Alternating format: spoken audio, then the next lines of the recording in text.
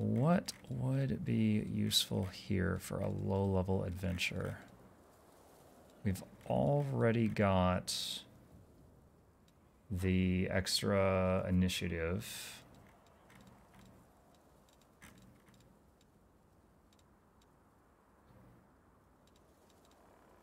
Spell pen. No, mostly using buffs on him.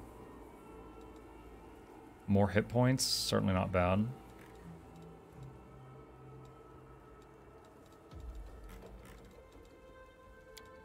Let's get more hit points. And we got a new tier of spells. Let's move already. So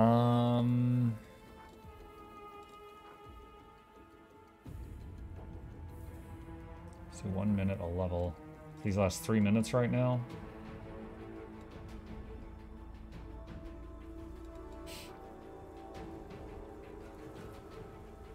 Summon elemental, bark skin. Oh, bark skin. That's 10 minutes a level. So that would be, that's 30 minutes on a teammate of bonus armor. That would be huge. Okay, Shrieksy. What did he get so far? Weapon finesse.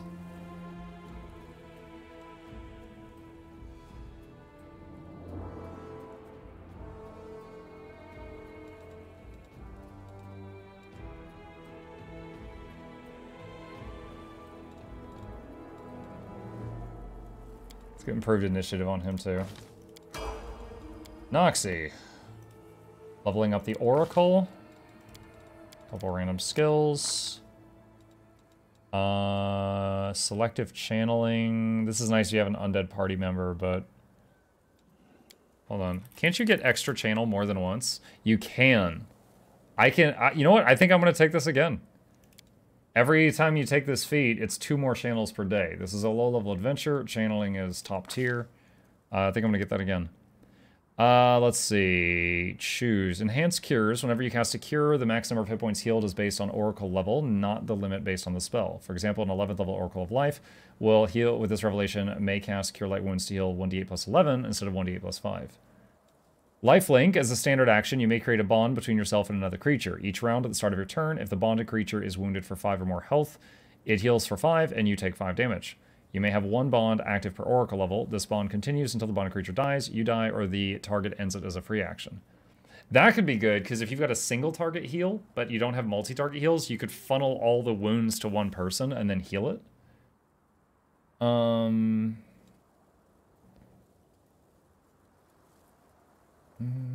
Let's get lifelink. Let's see if we can do that.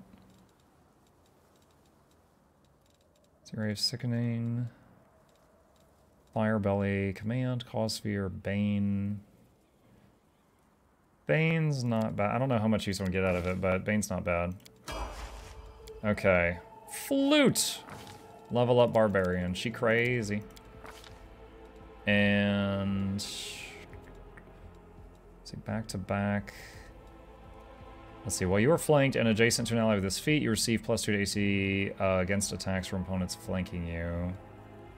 Blind Fight, Combat Reflexes, absolutely Combat Reflexes. That's one of my favorite feats for a two-hand user. Alright, level up Bob.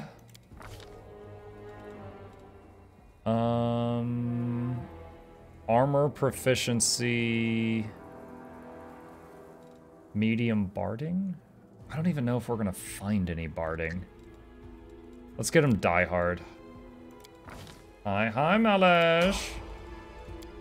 Alright. Errol. Leveling up Bard. Let's see. Point blank shot. +1 bonus attack 30 feet.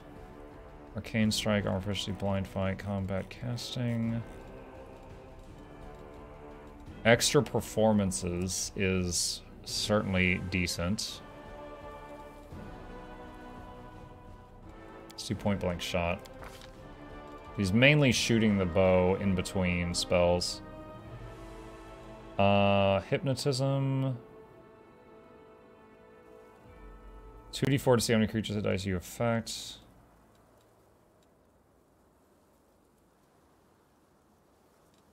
There's a lot of situational stuff here. Let's try sleep. Okay, then we've got NPC Sorcerer Seeker. This is the gnome. First time he's leveled since I got him. So he's got Lore Nature, Arcana, and Use Magic Device. And he got Spell Focus Conjuration at the beginning.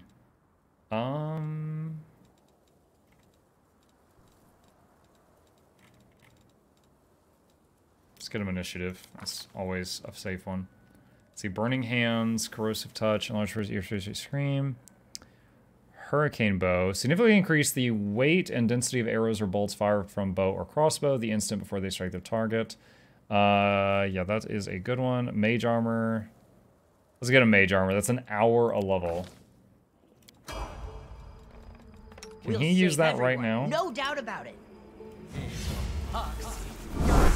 There we go. So now he should have way more armor. Okay, and Rekarth the Rogue. Who gets so many skills, because Rogue. Piranha Strike.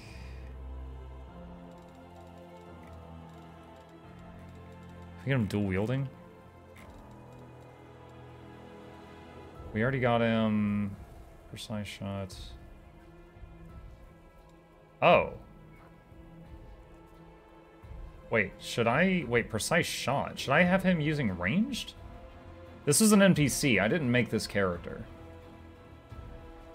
Okay, wait. If he's already got a ranged feat, I should switch him over to that. It also lets you get 2-weapon fighting. Okay, hold on. Where is...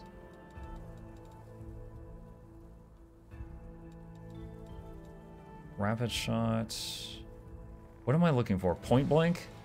What does that require? Point blank shot. Why will it not let me get that?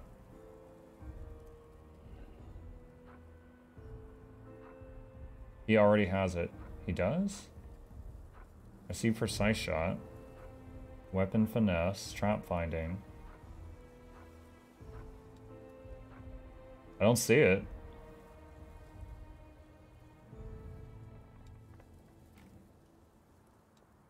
Prerequisite for agile maneuvers? No? Very confused. Okay, well. Let's go all in on daggers, I guess. I didn't realize. You need point blank for precise, and it says acquired ability on point blank. Oh, does it? Deadly aim, that's like power attack. Alright, screw it. He's going downstate constantly. I guess we'll use the bow. So either way, I messed up. I didn't realize he started with an archery thing, and I gave him a dagger thing at level 2. So we'll just get deadly aim. Weapon has a bonus feat. In addition, starting at 3rd level, any type of weapon that can be used with weapon finesse, such as rapiers or daggers. Once that choice is made, it cannot be changed.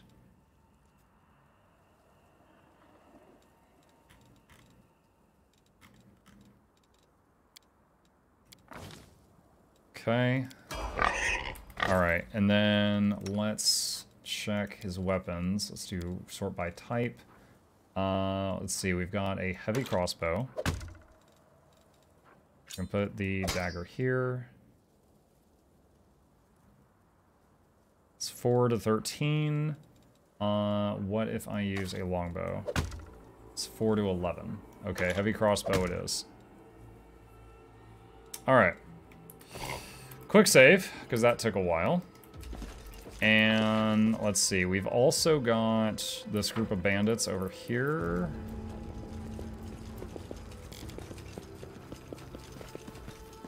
The road calls me. I'll take the bait. Alright, let's try this out. If I use lifelink on him... So it should heal him and hurt her. It's working.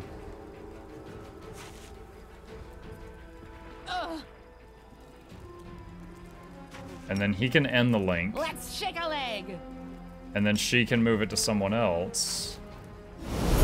And she stays way in the back, so this has the wounds further in the back. I remember when I played pen and paper with a group of people at my work, we had one guy that was using this, and it was actually really cool. Because in between fights, he could use essentially a single target heal to get everybody up. Oh, shadows, embrace me. Yeah!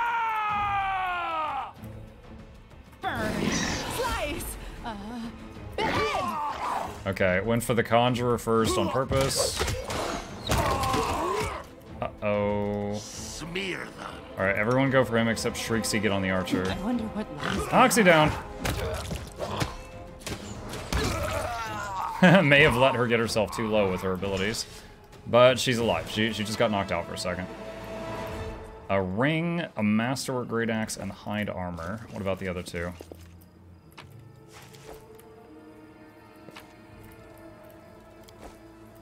A tower shield. Oh man. Did Noxie say something about a Pathfinder comeback? I don't think she knows yet. I think she's too busy pulling her hair out about that electrical situation I described earlier. Charisma +2. That's going to be Noxie. Dude, look at her covered in blood. Hold on, I'm taking a screenshot of this.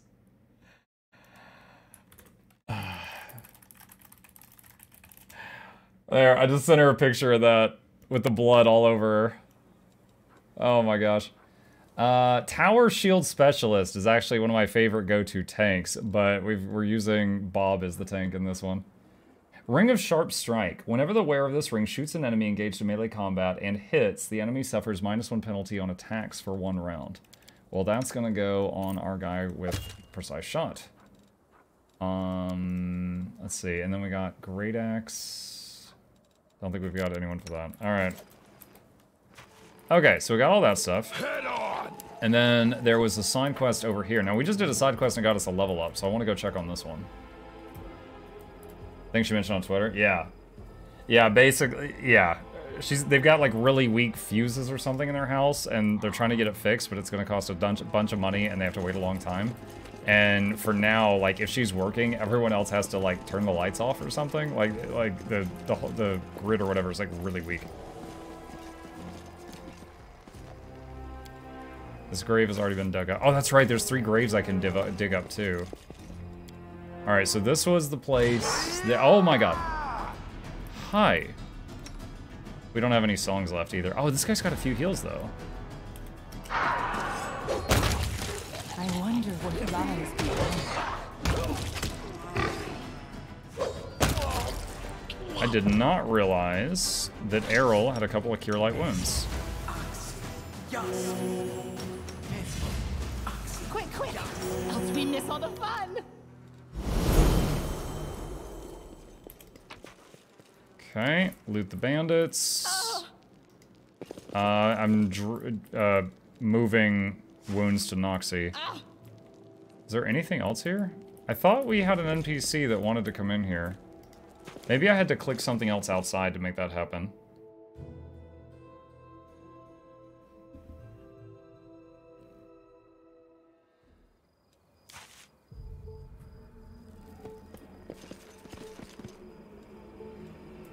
So one of the NPCs that is following us, I don't know how to get him to visit the crypt. I crave for adventure.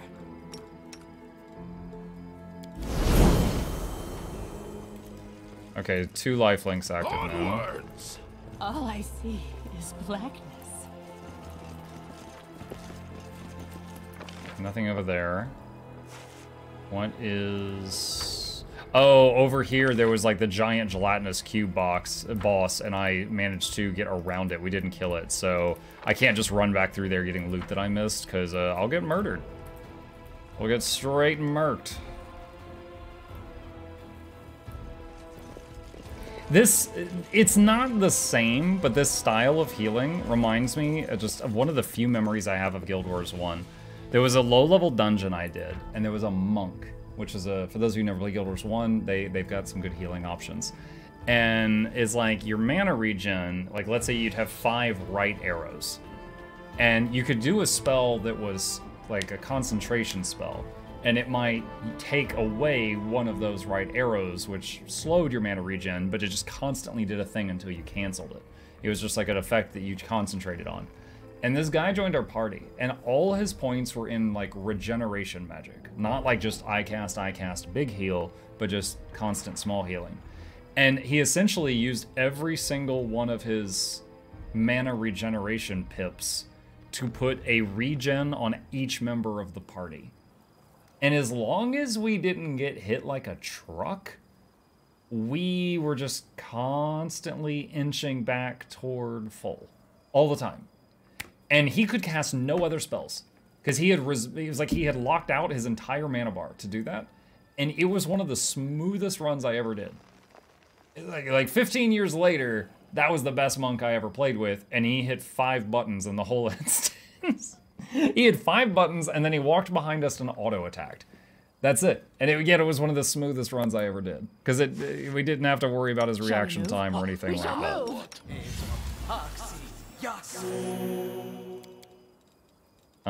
We can cancel his lifelink. Okay.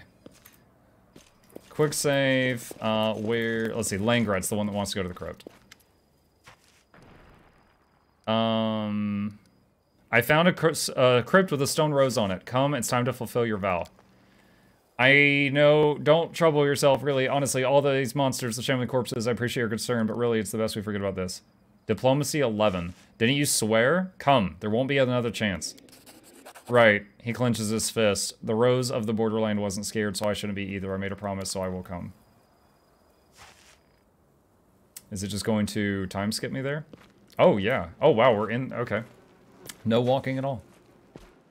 Rose of the Borderland, you left us so soon, but your music lives on and continues to inspire us. Now, he's like a bard. Is this like a bard god? Bard goddess? Accept this melody as a tribute to your memory.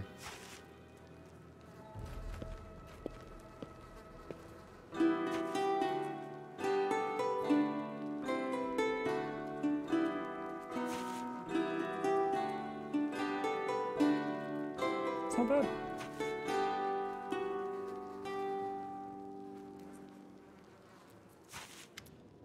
Steam achievement just popped up. In memoriam.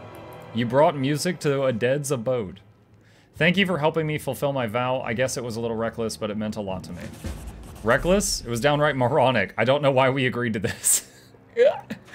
I, for one, think it was wonderful. The music was so beautiful, I even teared up. And you know, when there is smoke, there is fire, and all sorts of horrors prowling around, it's nice to stop for a moment and listen to some music. We all needed it to keep us sane. I mean, if we would have music during the fights with the monsters, if Errol would play it! Sorry.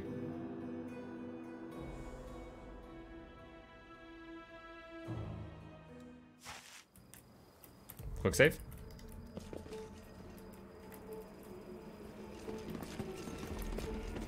Oh, dig up the grave. That option is there now.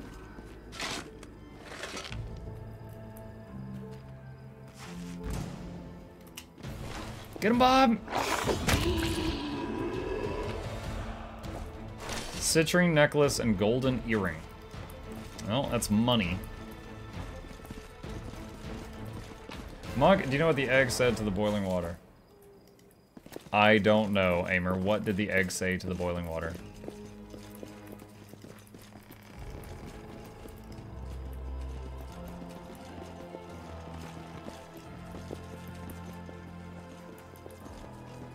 Did we ever find... They said there was an alleyway with a statue... Is that it?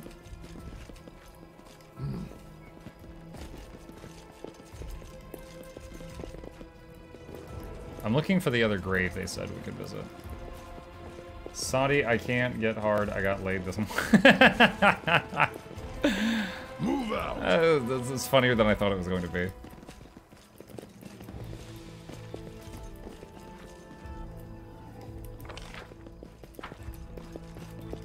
Okay, quick save. I think I'm ready to go to the next area.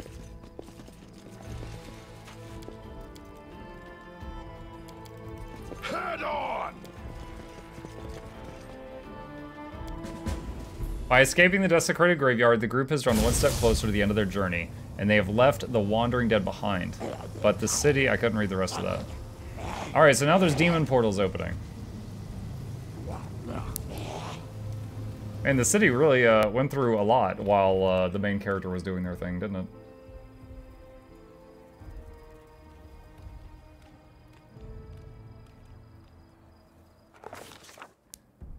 Overcoming one obstacle after another, the group of desperate survivors made their way through bleeding Kenabres. Sometimes Rekarth or Sindri would notice a twisted, lopsided figure following at their heels. When light fell on the creature, it looked like a demon of ice and hoarfrost, and quickly vanished as if it had never been there. The light soon began to dim as smoke filled the air. The road took them straight into the burning ruins of a quarter the vile demons had set ablaze. Hot, crackling air enveloped them. Fearing the dancing flames, the frost creature fled, but Sindri and Rekarth kept looking out for it, not daring to pay attention to anything else. The group was surrounded by burning mansions and humbler homes with doors yawning open. The roar of the flame rose to a deafening crescendo, pierced by a desperate scream. Someone was trapped amidst the flames and was begging for help. After observing the burning ruins, the group decided to...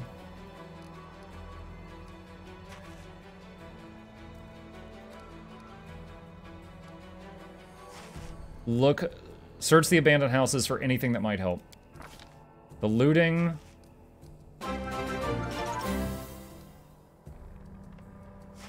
Brody. Sorry for the stupid joke, D.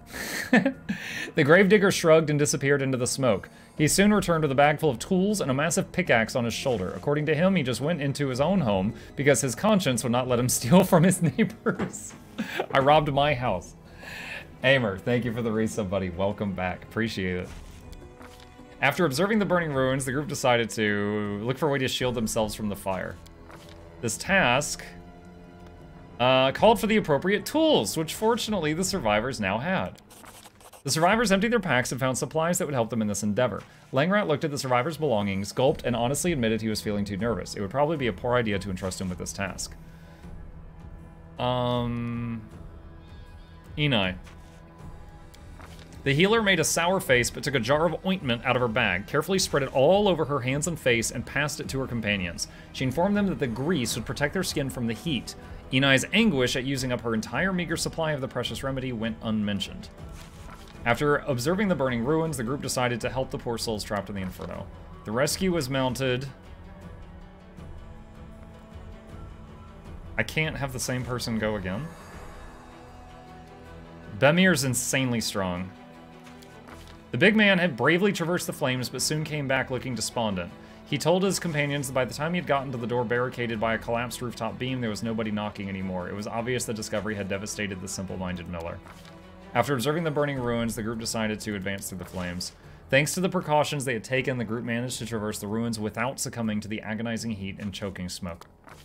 The fire was left behind, and the escapees entered what once had been one of the city's quarters, but was now reduced to a mess of rubble and timber. Demon Lord Daskari's scythe had split the ground wide open. Okay, so for those who didn't play or see us play the actual main game, there was a Demon Lord, and he had a scythe, and when he brought it down, it like split the earth, like a giant chasm ripped open, and it like went all the way down into like a cave network under the city. He's pretty strong. His scythe had split the ground wide open, bringing down buildings in some places and destabilizing the pavement in others. A single misstep could send a careless traveler tumbling to their death. There were demons here. As the party advanced, they found corpses of crusaders who had fought to hold the line here until their final breath. The sounds of slaughter were getting close, punctuated by screams and bloody squelches. Terror and the icy chill of the grave seemed to radiate from the open doorway of a nearby cellar. The way forward was uncertain, the way back was barred with rising flames. Langrat lifted a violin from his pack tenderly, as if caressing his beloved, and sat on the stones. He meekly asked if anyone would like him to play something.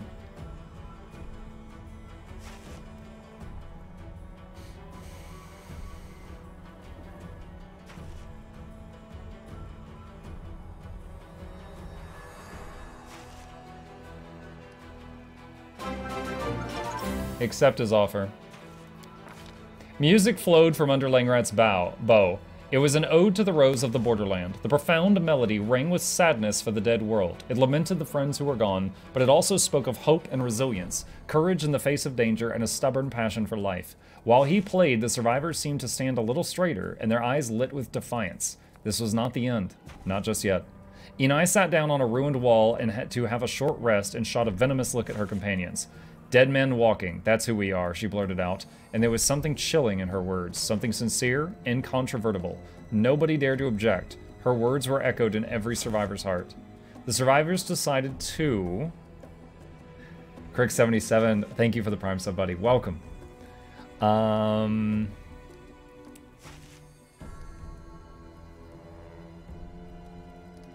Bury the fallen crusaders.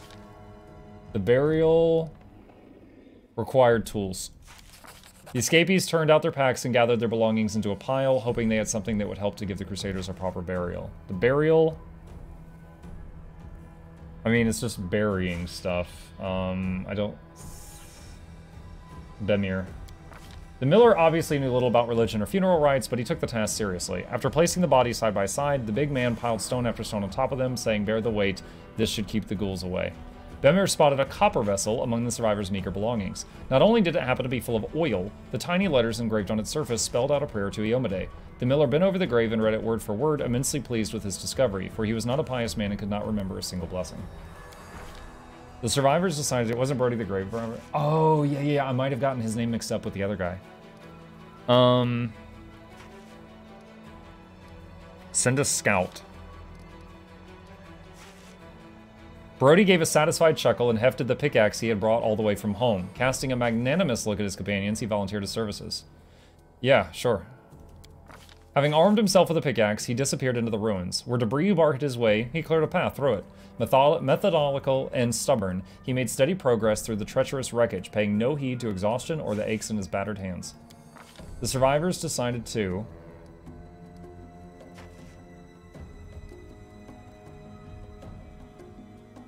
God, I want to rest, but I don't think it's safe. Let's try to make camp. But it was a mistake. It's in the first line.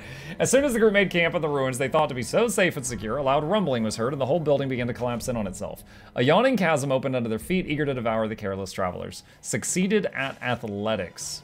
It was a miracle. Nobody slipped and plunged to their death. Clutching onto the rocks for dear life, the survivors hung suspended over the chasm, and making their way back up cost them tremendous effort, bruised palms, bleeding fingers, and no small amount of terror.